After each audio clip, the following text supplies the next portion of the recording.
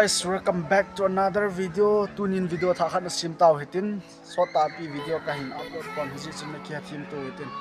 tuna hele hadal no hi point sota pi kahin offline na chung piran video kahin upload lo na chung a chu tunin video khat drawing ji na khat na koi ki nu hitin hiji chun apat na chai chan ge ki thu khom na ni ba event ti chu kahin sai nu ma hin kahin upload thai lo na chu problem nyau ka nei dân họ căn đều là ra số video cho hình bông cái hình xin thấy bốn ini kia tim tu riven tim na kahin ni masa wa panay dam wala video yung in upload pan kit way tai ti so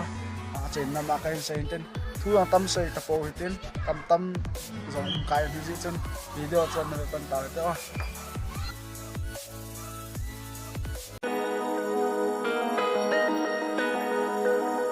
Malay pule paten ei da la pi u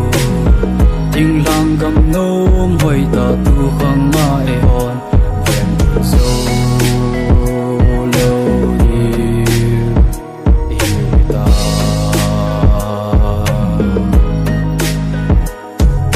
mi kang pe nam len te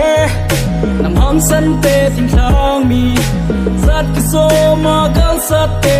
ya e min po nào tua nam kong to amil ta we in nam se to utin du khale tha khat min pong ute I kam ne ko u ven bit tao te tung có thêm kim của mình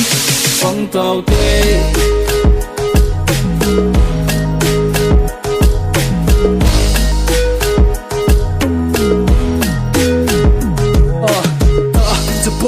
ngam ngai lupa phung le chana boy lo ke ma hat jing ding o han jing ding kagam kanam kamia din kagam ma din bang jing ding phung le chana boy hon gel pawin za tam nang dang chi tang ko ma til sulo te ka hung ko nui gal mika din thing sang gam I go lupen hi veng birute to na pupa ti sang na ki lam sa gam I thing sang gam I chun nu gam le I say le now gam a veng bidinga nang le ke mo pu na hello hum malai pu le paten ei da la pi o ting lang gam nom hoi ta tu khang ma e hon veng so lo ni ta